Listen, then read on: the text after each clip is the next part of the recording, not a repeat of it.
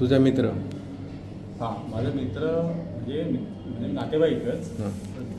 म्हणजे हायस्कूलमध्ये. तर ते आता 2 दिवसापूर्वी आहे ना, दिवाळी शिल्लक फटाके राहिले होते. ते त्याने हे केले, मुलीबरोबर त्यानं एन्जॉय केला आणि येऊन चेअरवर बसला आणि फोन बघत होता. फोन बघता बघताच असं तो पाय वगैरे लांब झाले म्हणून ती वाईफ आली, हो असे काय बसतात, आणि असं ढकललं त्याला. तोच खाली ऑन द स्पॉट. आता हां, हे ॲक्च्युली कॉमन झालं आहे कोविड नंतर. ओके, कारण कोविड मला पण होतं ॲक्च्युली. कोविड नंतर, कोविड वॅक्सिनेशन नंतर ह्या गोष्टी ना कॉमन झालेल्या आहेत. तर एक गोष्ट महत्त्वाची आहे, काय माहिती आहे का, कोविडमध्ये सगळ्यात जास्त प्रॉब्लेम काय झाला होता माहिती आहे? ब्लॉक होणं, ब्लॉकेजेस निर्माण होणं, गुठल्या बनणं रक्ताच्या.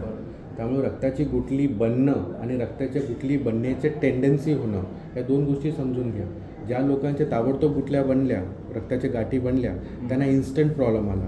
आणि ज्यांना टेंडन्सी निर्माण झाली की कदाचित रक्ताची गुठली बनण्याची शक्यता, तर ते फ्युचरमध्ये कॉम्प्लिकेशनमध्ये येतात. कारण कसं माहिती आहे का, जिथे सांगतो की अगदी कोविडपर्यंत ना मी 1 दिवस आहे ना हॉस्पिटलमध्ये ॲडमिट नव्हतो एवढ्या 40 वर्षामध्ये. अरे पण तू हा व्यक्ती न घाबरणारा, न अँझायटी, न फिअर असा व्यक्ती जेव्हा बोलतो की माझ्या छातीत दुखतोय आणि आपण त्याला निग्लेक्ट करतो, ही मामूली गोष्ट नाही आहे. तुझी स्टोरी रिपीट कर. हां, त्यावेळेला म्हणजे ही गोष्ट आहे मार्चमध्ये. मार्चच्या एंडला आम्ही काय केलं की माझा मुलगा ऑटिस्टिक आहे म्हणून त्याला आम्ही ठरवलं की याला स्विमिंगला पाठवूया. मग मी काय ठरवलं की तिथे ट्रेनर वगैरे ते काय जास्त काय कोऑपरेट करत नव्हते, म्हणजे आमचा पैसा फक्त वेस्ट झाला. आम्ही 2000 रुपये पे करत होतो म्हणजे ट्रेनिंगसाठी वगैरे, पण तेवढं काय ते लक्ष देत नव्हते. मग मी ठरवलं की मी स्विमिंग शिकायचं आणि म्हटलं त्याला नंतर आपण आपल्या पद्धतीने ट्रेन करू. म्हणून मी सकाळी उठतो ना 6 वाजता वगैरे, त्याला स्वतःसाठी ट्रेनिंग करणं, ही गोष्ट झाला एक 8 दिवस असेल, 8-10 दिवस. आणि नंतर पुन्हा आमचं ते काम चालू असायचं. आमचा पुरणपोळीचा बिझनेस आहे, तो तुम्हाला सांगितलं. त्यामध्ये एकदा पण तू पुरणपोळी आणून नाही दिली. तर त्यावेळेला म्हणजे नंतर मग ते काम करणं. तर मला सुरुवातीला वाटलं की बहुतेक ट्रेस असावा मला, की बाबा हे मी स्विमिंगचं पण जास्त हे करतोय आणि त्याच्यानंतर हे होतं म्हणून म्हटलं काहीतरी मस्क्युलर पेन वगैरे असेल. म्हणून 2 दिवस मी आहे ना ते स्विमिंगला गेलोच नाही. आणि 2 दिवसानंतर पुन्हा चालू केलं. आणि 1 दिवस तर असं वाटलं की मला मी स्विमिंग आल्यानंतर मला एकदम अस्वस्थ वाटलं की चक्कर येऊन पडतोय का. म्हणून आल्यानंतर मी बिस्किट वगैरे खाल्लं, ग्लुकोज म्हटलं काय असेल किंवा पाणी वगैरे प्यायलं, तरी पण मला असं पूर्णपणे असं बेचैन वाटलं. त्यानंतर मग मी म्हटलं हे काय खरं नाही, म्हटलं थोडा आराम कर, झोपूया. झोपलं तरी पण ते पूर्ण दुखायला लागलं असं या साईडला. म्हणून मी तिथे कोकण नगरला डॉक्टरने दाखवलं. तर ते बोलले की हां तुमचं ते BP वगैरे नॉर्मल आहे, सगळं तुम्ही स्ट्रेस जास्त घेता त्याच्यामुळं तुमचं ते झालं असणार स्ट्रेसमुळं, तुम्ही आराम करा, नंतर मग तुम्हाला आपण सलाईन लावूया. मग म्हटलं ठीक आहे. नंतर त्याने ब्लड टेस्ट वगैरे केला, त्याच्यानंतर त्याने ECG केला दुसऱ्या दिवशी. ब्लड टेस्टमध्ये पण सगळं नॉर्मल आला, ECGमध्ये पण काही नाही. ते नंतर बोलले की तुम्हाला काही झालेलं नाही आहे, तुमचं ते सायकोलॉजिकल तुमचं दिसतंय ते, म्हणजे 2 सलाईन वगैरे त्यांनी लावले त्याच वेळेला 2 दिवसानंतर. पण माझ्या ॲक्च्युअल दुखायचं असं नाही की सायकोलॉजिकल असेल, तर फक्त मला असं अस्वस्थ वाटतं. कार्डिओलॉजिस्टना, हार्टच्या डॉक्टरना नाही, मी सांगतो तुम्हाला, त्यांनी मला काय सांगितलं पाहिजे तुम्ही घाबरताय. आणि त्या वेळेला पण अशी केस झाली होती की असं अटॅक वगैरे आला लग्नामध्येच, म्हणजे आमच्या पण ते ओळखीचीच. त्यावेळेला दुसरी घटना म्हणतोय, पहिल्या घटनेच्या वेळेला म्हणजे मार्चच्या एंडला, म्हणजे त्यावेळेला कोणाला त्यावेळेला म्हणजे तो एक पोलीसमध्ये होता, तो पण आमचे नातेवाईक लग्नामध्ये आले, जेवले वगैरे आमच्या बरोबर सगळं. म्हणजे मी नव्हतं गेलो, आई गेली होती. हां, त्यावेळेलाचा माझ्या चुकल्यामुळे मी जात नव्हतो कुठे. तर आई सांगत होती की तो जेवला वगैरे व्यवस्थित, म्हणजे माझ्यापेक्षा लहान वयाचा, आणि तो पोलीसमध्ये म्हणजे फिट चांगला माणूस. आणि तो जेवून गेला आणि तर ड्युटीवर गेला आणि ड्युटीवर तिथंच त्याला अटॅक आला म्हणजे परकारमध्ये नेलं, परकार हॉस्पिटलला. तर त्याने सांगितलं तुम्ही कोल्हापूरला घेऊन जा. तर कोल्हापूरला नेताना मध्येच रस्त्यामध्ये एक्सपायर झाला. हां, आपल्या रत्नागिरीचा पोलीस. हो, रत्नागिरीचा. तुम्हाला ना मोहितेला माहिती असेल ना नाव, कुठले माहिती आहे का, ते मीडियावरचे कुठलं आहेत, ते सडा मीडिया आहेत ना, ते पण नातेवाईक आहे ते. आणि लग्न ह्यालाच होतं, टिक्क्यालाच होतं लग्न, त्या गावीच.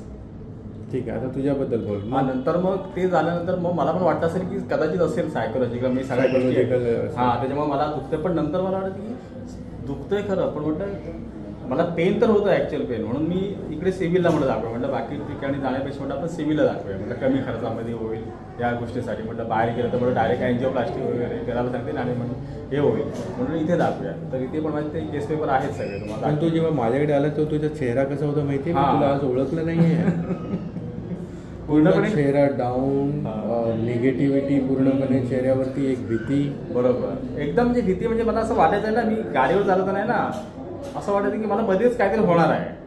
म्हणजे मी कशी गाडी ठेवायचं, मी ते प्लॅन करायचं की कशी गाडी पार्क करायची, लगेच हे करायचं, कुठे हे करायचं.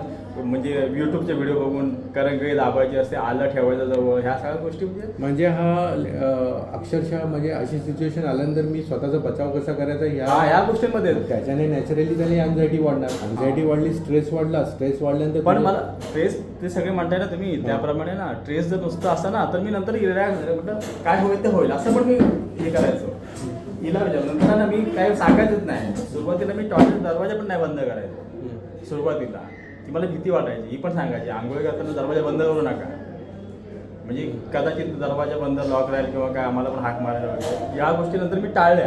या टाळल्यानंतर म्हणजे मी नंतर म्हटलं जाऊ दे काय होईल ते होईल. चेस्ट पण चालू होता, चेस्ट पण चालू होता. आणि नंतर मग तुमच्याकडे आलो. तुम्हाला पण मी डायरेक्ट बोलतो, तुम्ही पण थोडं मला असं हेच करत होतात की हा काहीतरी सांगतोय आपला टाइमपास सांगतोय, ECG वगैरे नॉर्मल आहे, पण हा सांग तुम्ही म्हणत हा या गोळ्याची जा. पहिल्यांदा गेलो, पहिल्या व्हिजिटमध्ये पहिल्या वेळी तुम्ही तिथे 2 मिनिटांमध्ये हा गेलं. नंतर तुम्ही बोलतात हा 8 दिवसांनी दाखव मला. नंतर परत थोडा फरक पडला आणि नंतर परत तुम्ही दिल्यानंतर त्या बेसिकच गोळ्या होत्या ज्या ह्याच्यामध्ये. पण कदाचित मी त्याच्यानंतर तो फरक पडत गेला हळूहळू.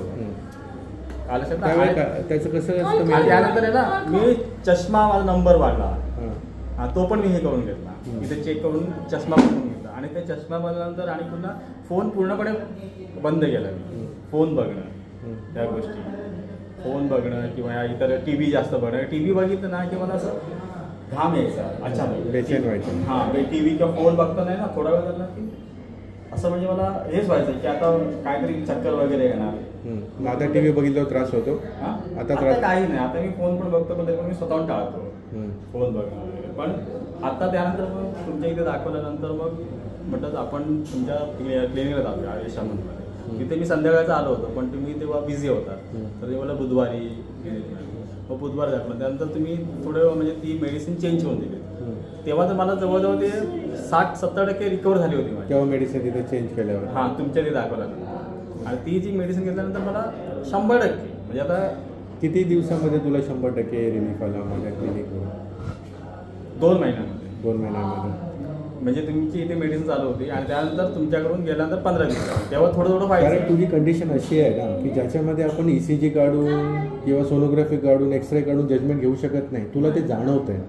आणि प्रत्येक आजार हा सुरुवातला हा जाणवण्याच्या लेवललाच असतो, पण जाणवण्याच्या लेवलला खूप वेळ आपण दुर्लक्ष करतो. एक किंवा जाणवण्याच्या लेवलला आपण जेव्हा डॉक्टरांशी चर्चा करतो तेव्हा डॉक्टर त्या गोष्टीचं निदान करत नाही. बरोबर. जसं मी निग्लेक्ट केला किंवा डॉक्टरांनी निग्लेक्ट केला, इंजेक्शन सलाईनवरती टाकला, हा निग्लिजन्स झाला. म्हणजे आपण लक्ष देत नाही आहोत, बरोबर, हा काहीतरी बोलतो. पण ही जाणवणंच आहे ना, त्या जाणवण्यालाच जर व्यवस्थित म्हणजे आम्ही सेकंड व्हिजिटमध्येच तुला मी माझ्याकडे जेव्हा फर्स्ट व्हिजिटला आला मी सांगितलं काय मला माहिती आहे काय, तुमच्या नर्स आहेत ना, त्यावेळी मला काय व्हायचं माहिती आहे काय, एक भाग आहे ना ही नस, ही पायाची नस, ह्या आहेत ना किंवा ह्या दुखाची मी तो सांगायचं की हे मला दुखतात आणि मग मला चेस्ट पेन चालू होती. बरोबर आहे. तुम्ही बोलत की ही काय ते नस आहे ना दबले वगैरे असणार ते आपण हा निदान जनरली कोण करत नाही.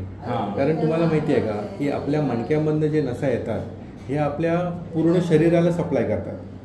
मेंदूतनं मणका सुरू होतो, मणक्यातनं जे नसा येतात ते पूर्ण शरीराला, हाताला, हृदयाला, लिव्हरला, सगळ्या गोष्टीला सप्लाय करणाऱ्या त्या नसा या कुठे ना कुठून असतात, मणक्यात असतात. पण मणका दबला आणि त्याला पेन किलर घेणं हा उपचार नसतो. तर ती दबलेली नस सोडवणं म्हणजे तुझी 100% तिथे प्रॉब्लेम सॉल्व्ह होतो आणि कोण तो निदान करत नाही. पण जेव्हा पहिल्यांदा आला ना तेव्हा मला जजमेंट आला की हा नसचा प्रॉब्लेम आहे, हृदयाचा हा म्हणतोय, पण मला असं वाटलं की नस आहे, म्हणून मी याला म्हटलं की नाही आहे तसं. आणि त्याला मी मेडिसिन नसचे सुरू केले, त्यामुळे त्याला फरक पडला. कारण मी तुम्हाला जास्त बोललो तुझा एकदा बायपास करून टाक तसं पण तुम्ही बोलला. एवढा घाबरलेला होता ना, त्याला कॉन्फिडन्स देणार कसं मी. एक तर 2 मार्ग आहे तुझ्याकडे. एक माझं ऐक, व्यवस्थित उपचार कर, आता जा आणि तुझा बायपास एकदाचा करून टाक. मग तेव्हा कुठेतरी तू सेटल झाला मेंटली की बाबा नको, डॉक्टर म्हणतायत ना आपण त्या मार्गाने एकदा जरा बघूया, आणि तू परत आला. आणि सेकंड व्हिजिट ही पेशंटची खरोखर सांगतो मी तुम्हाला आज सांगतो खूप महत्त्वाची असते. फर्स्ट व्हिजिटला आम्ही पेशंटला अंडरस्टँड करतो. सेकंड व्हिजिट जेव्हा पेशंट माझ्याकडे येतो ना, ह्याचा अर्थ तो डॉक्टराला समजून आलेला आहे, डॉक्टरावरती त्याचा विश्वास आलेला आहे, डॉक्टराच्या उपचाराला त्याने समजून घेतलं आहे, आणि त्यावेळेला त्याच्या पुढची उपचारांना खूप फास्ट होत आहे. आता मी ऍक्च्युली मी असं तुम्ही ओळखलंच नाही मला. नाहीच ओळखलं मी तुला. तेच म्हणतो ना, म्हणजे कसं वेगम काय तुझ्या म्हणतात डोळ्यातनं जाणवतं ते, कारण त्यावेळेस तुझ्या डोळ्यातच जाणवायचं की भयानक भीतीमध्ये आहे.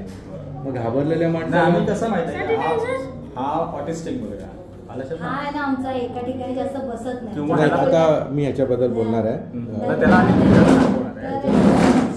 बाकी सगळं चांगलं आहे, त्याच्याबद्दल बोलतो. स्थिर नाही एका ठिकाणी, मग बोलतो, त्याच्यामध्ये बोलतो. आम्ही ओढत असतो. आणि आता तेच प्रॉब्लेम इकडे पण चालू झाले त्यासाठी. माझं बोलतो मी मी स्टॉप करू व्हिडिओ.